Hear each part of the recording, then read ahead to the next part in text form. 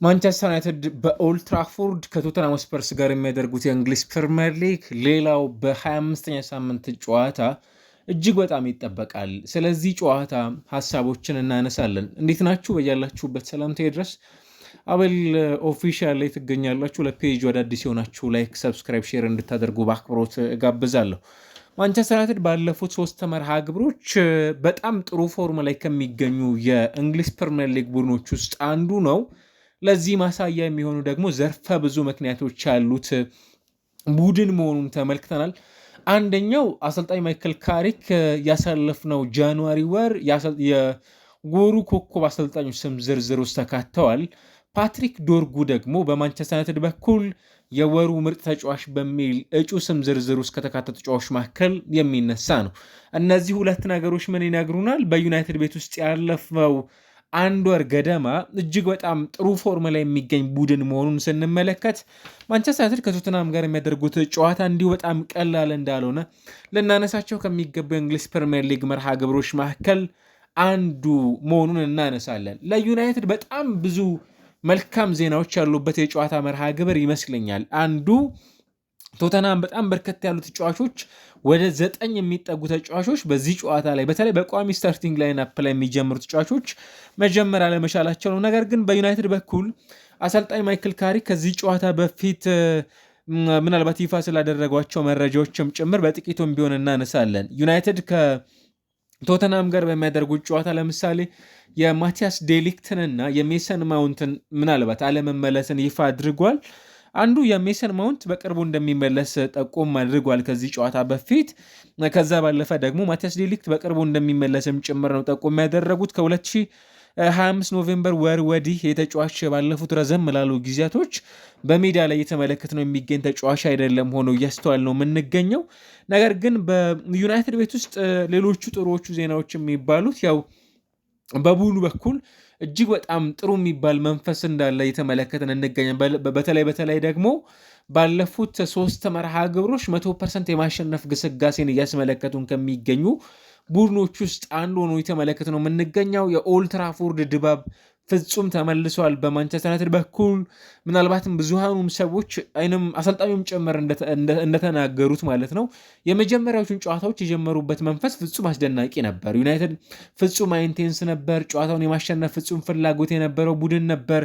በሜዳ ውስጥ በጨዋታ ላይ የነበረው ፍላጎት፣ ጨዋታዎቹ ላይ ያስቆጠራቸው ጎሎች፣ ምናልባትም ጨዋታዎቹን ማኔጅ ያደረገባቸውን መንገዶች በጣም ፐርፌክት የሚባል የሜዳ ላይ ምሽትን ሲያሳልፍ የነበረ ቡድን ነውና ከነዛ ጨዋታዎች በኋላ አሁን በዩናይትድ በኩል የሆኑ ኤክስፔክቴሽኖችም ጭምር ከፍ ብለው እንዲገኑም ጭምር የዩናይትድ ይህንን ጨዋታ ካለፉት 3 መርሃ ግብሮች በኋላ በቀዳሚነት የማሸነፍ ቅድመ ግምት የተሰጠው ቡድን እንዲሆንም ጭምር ያስቻለ መርሃ ግብር ሆኖ እየተመለከት ነው እንገኛለን። ዩናይትድ አንዱ መጥፎ ርስት የሚባለው ከቶተንሃም ጋር ባለፉት 8 ጨዋታዎች ቡድኑ ማሸነፍ አልቻለም። በሚገርመው ደግሞ ባለፉት 6 መርሃ ግብሮች ምናልባትም ዩናይትድ ከ1914 እንዲሁም ደግሞ ከ1921 በኋላ በሶስቱ ጨዋታዎች አቻ ወጥቶ በሶስቱ ጨዋታዎች ሽንፈትን ያስተናገደበት የጨዋታ መርሃ ግብር ሆኗል ከቶተንሃም ጋር ባደረጋቸው ያለፉት መርሃ ግብሮች። ይህም ለዩናይትድ በጣም መጥፎ የሚባል ቆይታ ይመስላል። ምናልባትም በቅርብ ጊዜ ከዚህ ቡድን ጋር እያደረጋቸው የሚገኙ ጨዋታዎች በጣም ፈታኝ መሆናቸውን የተመለከተ ነው። ቶተንሃም አክቹዋሊ ከዩናይትድ ጋር ባደረጋቸው 8 ያለፉት መርሃ ግብሮች 5ቱን አሸንፈዋል። በ3ቱ ያቻ ውጤት ያለው ቡድን ነው። ስለዚህ ቅድም እንዳልነው በ21ኛው ክፍለ ዘመን ማንቸስተር ዩናይትድ ብዙ ጨዋታዎችን ያላሸነፈው ተጋጣሚው ማን ነው ብለን ካልን አንዱ የሚሆነው ቶተንሃም ስፐርስን ነው። ምናልባት ይህንን ካነሳን ከቼልሲ ጋር መጥፎ ቆይታ አለው። ምናልባት በ12 አካባቢ በሚጠጉ ጨዋታዎች ላይ የቶተንሃም ግን የቅርብ ጨዋታዎች አንዱ ስታቲስቲክስ የሚገልጽልን ይህንን ነው። በተመሳሳይ ማንቸስተር ዩናይትድ ደግሞ ባለፉት 7 ጨዋታዎች ጥሩ ነገሩ ምንድነው? በቡድኑ በኩል ሽንፈትን ያስተናገደ ነው። በ4ቱ አሸንፏል። በ3ቱ ጨዋታዎች ደግሞ ያቻ ውጤት ነው ያለው። ይህም ማይክል ካሪክ ደግሞ ወደዚህ ቡድን ከመጡ በኋላ 100% የማሸነፍ ግስጋሴ ነው እያስመለከተ ነው የሚገኙት። ይህንን ለመጨረሻ ጊዜ አሰልጣኝ ኤሪክ ቴናግ ነበር በፌብሩዋሪ ወይንም የዛሬ 2 ዓመት ገደማ ይህንን ታሪክ ያስመዘገቡት። ከዛ በኋላ ቡድኑ እንዲህ አይነት ስታቲስቲክሶች እንዳልነበሩትም ጭምር ይታወቃል። እንዲሁ ደግሞ ቶተንሃምን በጣም ደካማ የሚባል ደግሞ የመጨረሻ ያለፉት 6 ጨዋታዎቹን አንዱንም አላሸነፈም። ካለፉት 6 መርሃ ግብሮች በ4ቱ አቻ ወጥቷል። በሁለቱ ጨዋታዎች ደግሞ የአቻ ውጤት ሽንፈትን ያስተናገደ ቡድን መሆኑን ስትመለከቱ ለዚህ ቡድን በጣም አስቸጋሪ መሆኑ እድሉ እጅግ በጣም ሰፊ ነው። ቶተንሃም በዚህ ውድድር ዓመት በተለይም ደግሞ በርካታ ጎሎችን ከሚያስተናግዱ ቡድኖች ውስጥ በቀዳሚነት ከሚነሱ 3 ቡድኖች ውስጥ አንደኛው ነው። ከቶተንሃም በላይ በእንግሊዝ ፕሪሚየር ሊግ ብዙ ግብ የተቆጠረባቸው 2 ቡድኖች ብቻ ናቸው በመጀመሪያ አጋማሽ በዚህ ውድድር ዓመት በእንግሊዝ ፕሪሚየር ሊግ። እነሱም በርንሌ 23 ጎል የተቆጠረበት ቡድን ነው። ከዛ ወልቭስ 21 ጎሎችን ያስተናገደ ቡድን ሲሆን ቶተንሃም ስፐርስ በዚህ ውድድር ዓመት በመጀመሪያ አጋማሽ ብቻ 18 ጎሎችን ያስተናገደ በፕሪሚየር ሊጉ በጣም ደካማ የሚባልን ቆይታን እያስመለከቱን ከሚገኙ ቡድኖች ውስጥ አንዱ ነው። ብሩኖ ፈርናንዴዝ በማንቸስተር ዩናይትድ በኩል በጣም አስደናቂ ጊዜን እያሳለፈ ነው የሚገኘው። ከ12 ለግብ የሚሉ ኳሶችን አመቻችቶ አቀብሏል። ይህም በጣም ጥሩ ሊባል እንደሚችል እናነሳቸው ከሚገቡ ቁጥሮች መካከል አንዱ ነው። ማቲያስ ኩኛ ደግሞ ባለፉት 4 ጨዋታዎች ላይ በ5 ጎሎች ላይ ተሳትፎ አድርጓል። ባለፉት 5 ጨዋታዎች በ4 ጎሎች ላይ ተሳትፎ አድርጓል። 3 ጎል አስቆጥሮ 1 ለግብ የሚሆን ኳስ አመቻችቶ ማቀበል የቻለ ተጫዋች ሆኖ እየተመለከት ነው እንገኛለን። ወደ ሜዳ ላይ ስታቲስቲክሶች ወይም የሜዳ ላይ የጨዋታ ሀሳቦች ስንመለስ ማንቸስተር ዩናይትድ እንደተለመደ ሁሉ ባለፉት 3 ጨዋታዎች በተለይም በማይክል ካሪክ ስር ፍጹም የማይነካኩ ሴንተር ባኮችን እያስመለከተን ይገኛል። ሃሪ ማጓየር እና ሊዛንድሮ ማርቲኔዝ። እንዲያውም አንዳንዶች እንደሚሉት ዘ ቡቸርማን ኢዝ ባክ እያሉ ይገኛሉ። ፍጹም ድንቅ የሚባል በማንቸስተር ዩናይትድ በኩል የአማካይነት ሚናንም ጭምር እየተወጡ ከሚገኙ የዚህ ወቅት ጥሩ ከሚባሉ ፎርም ላይ ከሚገኙ ተጫዋቾች መካከል አንዱ ያ ምናልባት በጣም አስደናቂ የሚባለው የሊዛንድሮ ማርቲኔዝ በጣም በጥሩ ፎርም ላይ መገኘት ለማንቸስተር ዩናይትድ እጅግ በጣም አስፈላጊ ይመስላል። ይህ ተጫዋች እንደ ተጨማሪ የአማካይ ስፍራ ተጫዋች ሆኖ በዚህኛው የማንቸስተር ዩናይትድ ስብስብ ውስጥ የተመለከትናቸው ከሚገኙ ተጫዋቾች መካከል አንዱ ሆኖ ተመልሷል። እንግዲህ እንደምታውቁት ከነዛ 301 አካባቢ ከሚገኙ ኦልሞስት 1 ዓመት ገደማ ማለት ነው 301 ቀናት በኋላ ነበር ወደ ዩናይትድ ከጉዳት ተመልሶ የተመለከትነው። አሁን በምናየው የካሪክ ቡድን ውስጥ በተለይ ሴንተር ባኩን ከመምራት ባለፈ ደግሞ አንዳንድ የአንድ ለአንድ ግንኙነቶችን የሚያሸነፈባቸው መንገዶች ፍጹም አስደናቂ ናቸው። ለምሳሌ ከአርሊንግ ብራውት ሃላንድ ጋር የነበሩት የአንድ ለአንድ ግንኙነቶች በጣም ፐርፌክት ነበሩ። ስለዚህ በዚህ ስብስብ ውስጥ የዚህ ተጫዋች የሜዳ ላይ እንቅስቃሴ ፍጹም አስደናቂ ነው። ዩናይትዱ ሴንተር ባኩ በጣም በተሻለ መልኩ አሁንም በዚህ ጨዋታ ላይ በሁለቱ ተጫዋቾች ሊድ ይደረጋል ተብሎ ይጠበቃል። ሃሪ ማጓየር ከሊዛንድሮ ማርቲኔዝ ጋር በዚህ ጨዋታ በቋሚነት የመጀመር እድላቸው ኦብቪየስሊ የሚታወቅ ነው። ይበልጥ ደግሞ የተጋጣሚያቸው የፊት መስመርን ምናልባት በቅርብ ጊዜ የተመለከትነው ካለው እንቅስቃሴ አንጻር ያንን ጫናዎች ውስጥ መግባት እንዳይችልም ጭምር መቋቋም የሚችል ስብስብ መሆኑን እንረዳለን። ዲዮጎ ዳሎት እንዲሁም ደግሞ ሉክ ሾው በተመሳሳይ በቋሚነት የሚጀምሩበት እድል አለ። ዩናይትድ ፎርሜሽኑን ብዙ የሚነካ አይደለም በዚህኛው የማይክል ካሪክ ስር እንደምናውቀው። ስለዚህ ማቲያስ ኩኛን በቋሚነት ይጀምራል። ብሩኖ ፈርናንዴዝ፣ አማድ ዲያሎ፣ ብሪያን ኤምቤሞ በቋሚነት የምናያቸው ተጫዋቾች ናቸው። ካዝሜሮ እና ሜኖም ደግሞ የተከላካይ አማካይ ሆኖ ከብሩኖ ፈርናንዴዝ ጀርባ የሚገኙ 2 የአማካይ ስፍራ ተጫዋቾች ሆነው በዚህ ጨዋታ ላይ የምናያቸው ተጫዋቾች ናቸው። ምናልባት በቶማስ ፍራንከ ቡድን በኩል በጣም አስደንጋጭ የሚባለውን አሳዛኙ ቡድኑ እንደ ቡድን በቋሚነት የሚጀምሩ ተጫዋቾችን የሚይዝ ቡድን አይደለም። ለምሳሌ እንደነ ፔድሮ ፖሮ፣ ሞሐመድ ቁዱስ፣ ሉካስ በርግቫል፣ ሪቻርልሰን፣ ሮድሪጎ ቤንታንኩር፣ ዲያን ክሉሴቭስኪ፣ ጄምስ ማዲሰን፣ ቤን ዴቪስ እንዲሁም ደግሞ እንደነ ኬቪን ዳንሶ የመሳሰሉ ተጫዋቾች በዚህ ስብስብ ላይ አንመለከትም። በጣም አስደንጋጭ የሚባል አይነት የተጫዋቾች አለመኖር በዚህ ስብስብ ላይ የምናይበት እድል በጣም ሰፊ ነው። በጣም ሌላው እንዲሁም አንዳንዶች የመረጃ ምንጮች እንደሚጠቁሙት ከሆነ ማለት ነው ኢቭን የፊት መስመር ተጫዋች የሆነው ሶላንኬ እንኳን በዚህ ጨዋታ ላይ 100% በቋሚነት የመጀመሩ ጉዳይ እርግጠኛ መሆን አይቻልም።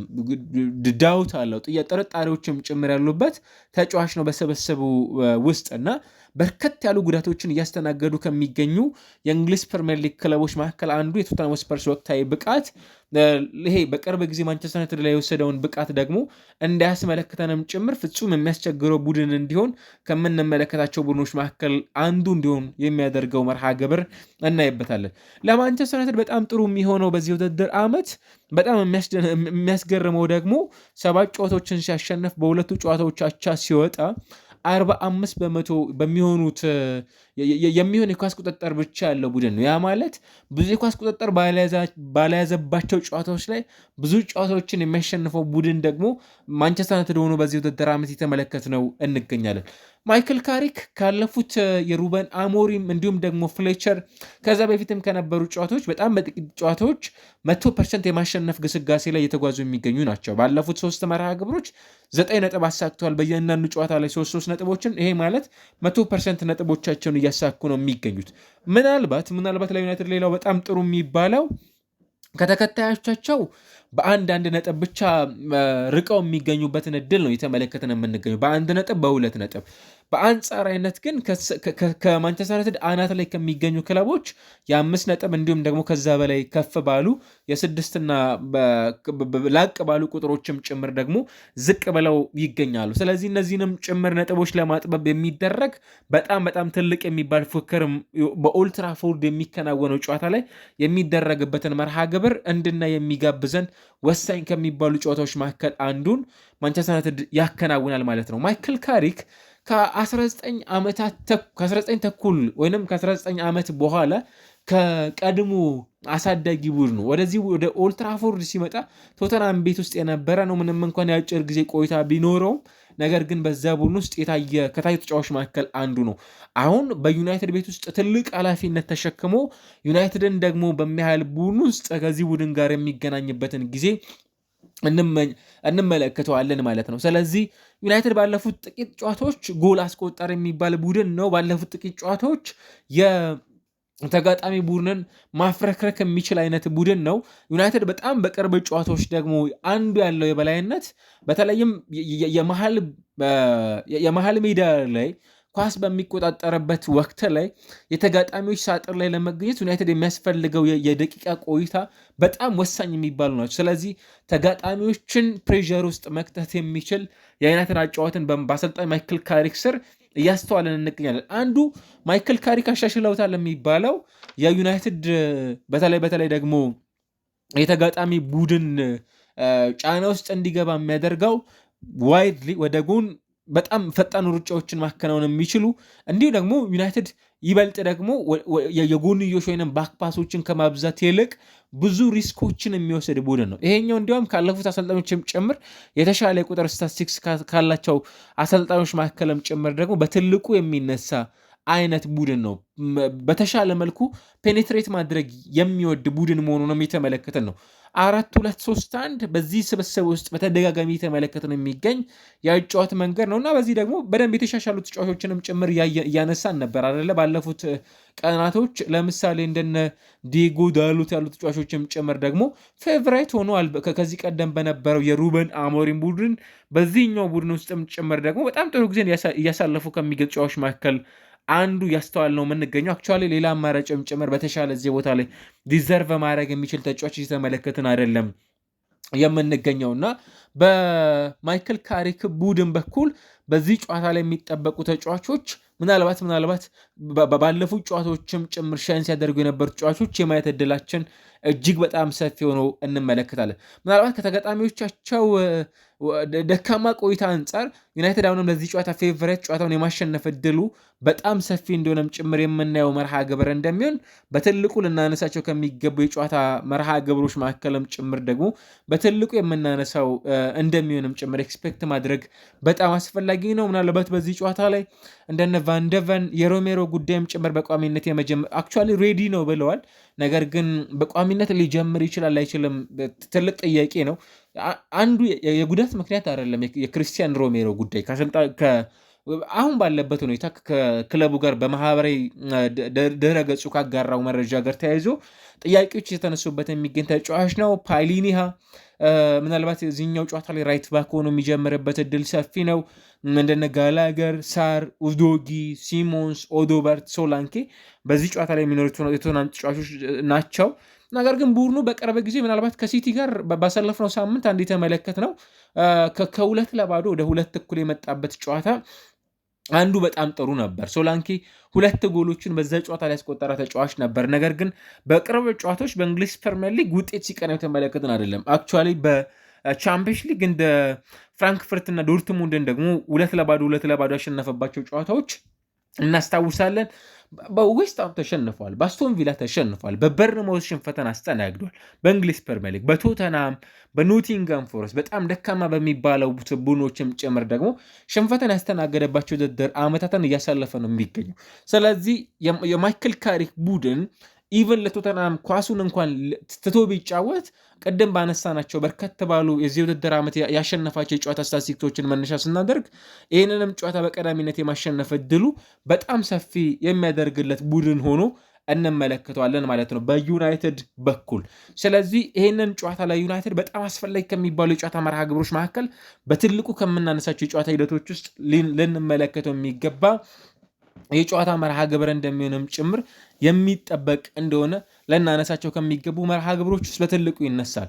ቀን 9:30 የሚደረግ የሁለቱ መርሃ ግብሮች በኦልትራፎርድ ይከናወናል እና ደግሞ ይሄ ጨዋታ ከመከናወኑ በፊት በጣም በዩናይትድ በኩል ሁልጊዜም ከማይዘነጉ ትላልቅ ሜሞሪዎች መካከል አንዱ የሚዩኒክ የዩናይትድ በጣም ሌጀንዶች የሚባሉ በህይወት ያለፉበት ወቅት እንደመሆኑ መጠን እነዚህንም ሌጀንዶችንም ጭምር በማሰብ ደግሞ ወደ ሜዳ የሚገባበት የሜዳ ላይ እንቅስቃሴንም ጭምር የምናይበት የጨዋታ ስታቲስቲክስ እንደሚሆን ኤክስፔክት እናደርጋለን እና ዩናይትድ ካለፉት የቶተንሃም ስፐርስ የጨዋታ የበላይነት ከተወሰደበት በኋላ በዚህ ጨዋታ ላይ በጣም አስፈላጊ ይመስላል። ሌላው አንዱ አስገራሚ በዚህ ጨዋታ ላይ ማንቸስተር ዩናይትድ የሚያሸንፍ ከሆነ ባሳለፍነው የውድድር ዓመት ዓመቱን ሙሉ ካስመዘገበው 42 ነጥብ የሚሻገርበት የውድድር ዓመት የሚሆንበትም ጭምር የጨዋታ ስታቲስቲክስ የሚያስመዘግብበት ነው። ዩናይትድ ባሳለፍነው የውድድር ዓመት 42 ነጥቦችን ነበር በሲዝኑ ኦቨርኦል ይዞ ያጠናቀው። ይህንን ጨዋታ ካሸነፈ ግን 44 ነጥቦች ላይ ይደርሳል ዩናይትድ። ቅድም እንዳልኳቸው አስቶን ቪላ ጨዋታውን እስኪያከናውን ድረስ ከአስቶን ቪላ ጋር የሚኖረው የነጥብ ልዩነትም ጭምር ወደ 2 ዝቅ ይላል። ያ ማለት ከሲቲ ጋር ያለው የነጥብ ልዩነት ደግሞ በተመሳሳይ ወደ 3 ዝቅ ማለት የሚችልበትንም ጭምር እድል ያመቻቻል እና ቶፕ ፎሩን በተሻለ መልኩ በቅርብ ጨዋታዎች ወደ ፎርም እየገቡ የሚገኙት ሊቨርፑል እና ማንቸስተር ከቼልሲ ጋር ያሉትን የፉክክር መጠኖችንም ጭምር ለማጥበብ እጅግ በጣም ወሳኝ በሆነ ወቅት ላይ የሚገኝ የጨዋታ ስታቲስቲክስንም ጭምር እንዲኖራቸው የሚያደርግ ነውና ለማንቸስተር ዩናይትድ በጣም አስፈላጊ የሚባል ካለፉት የጨዋታ መርሃ ግብሮች በኋላ ደግሞ ሌላ ተነሳሽነት የሚፈጥር የኦልትራፎርድ ድባብም ጭምር እንዲመለስ የሚያደርግ የጨዋታ እንቅስቃሴ የምናይበት ይሆናል። ኦልትራፎርድ ላይ ከተከናወነው ጨዋታ በኋላ ደግሞ ምን አዳዲስ ነገሮችን ተመለከተን፣ ማንቸስተር ዩናይትድ በድል ተመልሷል የሚለውን ጉዳይ ደግሞ በቀጣይ የማደርሻችሁ ነው የሚሆነው። ከጨዋታው